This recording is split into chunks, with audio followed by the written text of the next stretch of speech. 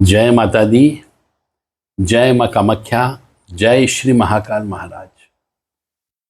यदि आप वास्तव में सुखी रहना चाहते हो तो हमारे बड़े बुजुर्ग ऋषि मुनि ये कहते थे कि ब्रह्म मुहूर्त में उठना चाहिए।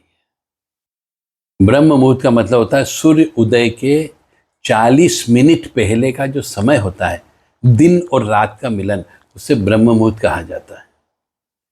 ब्रह्म मुहूर्त में उठने से केतु ग्रह बड़ा बलवान और प्रसन्न भी होता है, वो कष्ट नहीं देता है, जबकि केतु तड़पाने का काम करता है।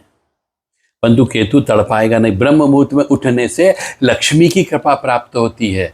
ब्रह्म मुहूर्त में उठने से श्री हरि विष्णु की कृपा प्राप्त होती है, और जब लक्ष्मी और विष्णु की कृपा प्राप्त होती है तो घर में सुख समृद्धि शांति आती है। इसलिए हमारे बड़े बुजुर्ग ब्रह्म मुहूर्त में उठा करते थे, क्योंकि केतु प्रसन्न रहता था।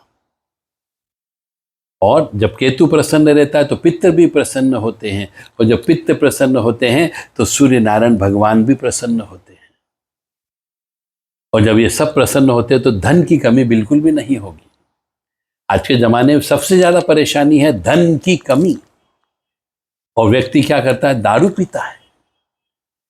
सूर्य नारायण भगवान के उगने के बाद उठता है तो धन की कमी तो अवश्य होगी ही होगी।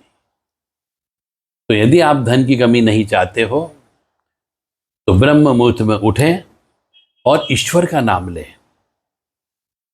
कोई भी ईश्वर जिसको आप इष्ट मानते हो उसका जप तप कर सकते हो, उनकी स्तुति बोल सकते हो, उनकी चालीसा बोल सकते हो। और शाम को भी दिन और रात का मिलन होता है, जिसको हम संध्या का समय कहते हैं।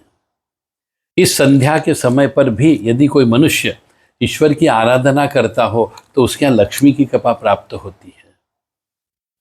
तो लक्ष्मी की आज के ज़माने में हर मनुष्य को लक्ष्मी की आवश्यकता है, और लक्ष्मी की यदि आवश्यकता पूरी करना है तो आपको ब्रह्म मुहूर्त के अंदर ईश्वर का नाम लेना होगा, और संध्या वंदन के समय पे भी ईश्वर का नाम लेना होगा। चाहे आप अपने कुल देवी देवता का नाम लो, चाहे इष्ट देवता का नाम लो, चाहे आप अपने स्थान के देवी देवता का नाम लो। स्तुति बोल सकते हैं, प्रार्थना बोल सकते हैं, चालीसा बोल सकते हैं, मंत्र बोल सकते हैं, तो निश्चित तौर से आपके पास लक्ष्मी की कृपा अवश्य प्राप्त होगी। तो चलते हैं, हम भी लक्ष्मी की कृपा प्राप्त करें।